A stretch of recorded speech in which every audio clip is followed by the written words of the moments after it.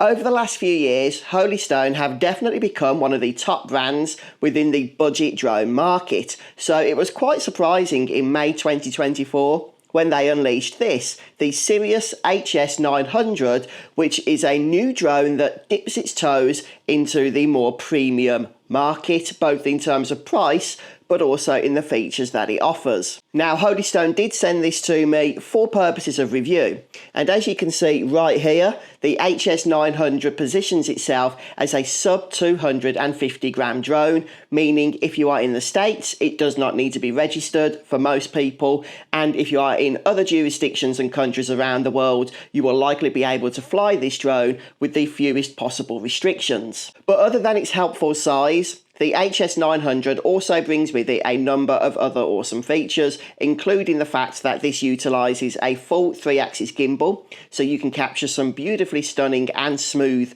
video footage, especially when that is paired with the included Sony sensor as part of the camera system. So having just taken the gimbal protector off, I can show you that a little bit more up close and personal. And when you are in flight, you can also pivot the gimbal vertically from -90 degrees right up to 30 degrees. The field of view is 83 degrees, and this will allow you to capture images at either 4K or more than double 4K at 48 megapixels, and that's in JPEG. You can also capture images in RAW format as well, although you won't be able to capture the full 48 megapixel resolution in RAW.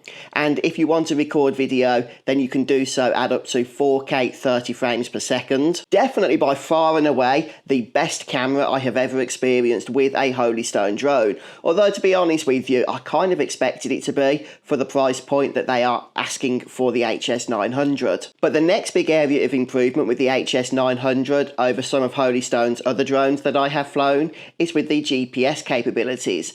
The HS900 keeps its position very well, and once you've got a good satellite lock, it performs and flies really easily. And actually, this is going to be a fantastic drone for beginners. That said, there is no obstacle avoidance here whatsoever, so just be careful about that. The battery is installed in the back here. Obviously, that's easy to take in and out when you need to, and only one battery is included in the package, which is a little unfortunate. I would have liked to have seen at least two. But well, it is what it is. You can get these separately as well if you do want to take more out with you on your travels. Now, Holystone have rated this battery for up to 30 minutes of flight time.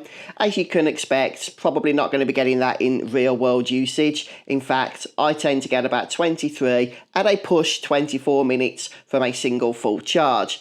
The one thing that is also a little bit disappointing with the battery that's included here is there's no USB-C charging here on this battery. In order to charge it, it does have to be in the drone and then plug the cable into the drone itself. However, it's really easy to see the current battery charge just with the tap of a button here. And also on the bottom next to the USB-C charger is the slot for your memory card, and this will support micro SD cards up to 128 gigabytes in size. Now, one thing I am also a big fan of is the controller. This thing feels like a premium built bit of kit, and the way this works, you just lift the antenna up, make sure you position those so they can be angled towards the drone when it is in flight, and pop these base stands down here in order to hold your phone. And I do like the fact there's this little shortcut stick here which you can use to adjust various camera settings. And just to show you my phone in the controller, this is the Samsung Galaxy S24 Ultra, which is a really large sized phone. As you can see, the controller accommodates that without any issues whatsoever. And something else I'm a big fan of is that the phone and the controller communicate over a cable, and it makes a big difference having that cable. If you've flown some of Holystone's other drones where the controller and the phone connect over wireless, you will notice that there is some lag between the command you input to the drone and the live view actually updating. That is pretty much eradicated here thanks to that hardwired connection. Now, the Holystone Sirius app, which you will need to download onto your phone in order to fly, clearly takes inspiration from another big drone brand's app, but that's absolutely fine because it works really well. The live view to my phone is absolutely clear, thanks in part to that 3-axis gimbal, and also because the drone is able to keep a pretty solid GPS lock. And the app also gives you a number of features, including the fact that you can adjust your camera settings, including the shutter speed, along with the white balance, which I thought was a pretty fun thing to play around with. And there are a number of features as well, other than simply taking a photo or recording a video. And that includes the ability to take quick shots, such as a drone shot, an orbital shot, and also a time lapse, which I did capture a time lapse earlier. Obviously, you want a lot of movement in your time lapse shots, which I did not have here, but it shows you what this drone is capable of, and you can go through and adjust the settings for the time lapse, including the interval that the photos are taken at, and also the length of the overall finished video.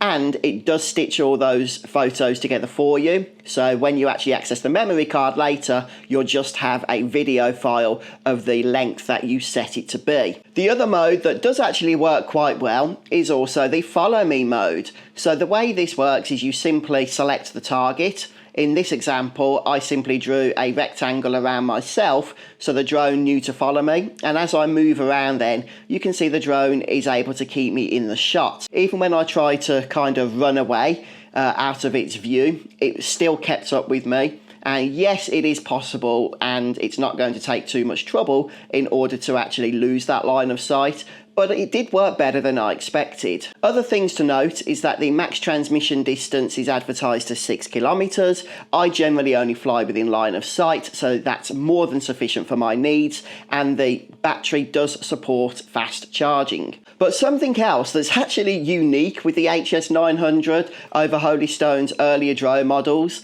you can actually update the firmware on this thing. Honestly, it's really annoying with some of their previous models. If there is a bug or something that needs to be fixed, there's really no way of them doing that because they don't have the means of pushing out firmware updates. That's not the case with the HS900. You can easily access the setting from within the app and see if there are any firmware updates to install, and if there are, that process is an absolute breeze. Of course, the HS900 includes all of the usual safety features, including automatic return to home should you lose connection. Just make sure that you do have your auto RTH height set in the settings. You don't want it bumping into trees or buildings on the way back. But I definitely think that the HS900 is a bit of an experiment for Holystone. It's definitely more premium than their previous models. However, it's not quite pushing into the range of the high-end premium model drones, even the sub 250 gram models that we get from other brands, which means that who do I think this is actually for? Well, I think this is going to be great for beginners, especially if you are a first-time drone flyer and you really want to test the waters to see if this hobby is going to be for you. Just make sure for your first few flights that the first thing you do is actually lift the HS900 to an altitude where it is above all the obstacles in the area. But definitely a smooth flyer, this one, and as I said at the start, the footage you are able to capture is by far and away, I would say, the best I've ever seen from any Holystone drone, and it's definitely competitive with some of the more premium drones from other brands. But folks, have you ever flown the HS900? And if you have, I would be interested in hearing what you think about it. But hopefully these few thoughts of mine will help you out. Thank you so much for checking out this video, and I'll catch you in the next one. Until then, happy flying.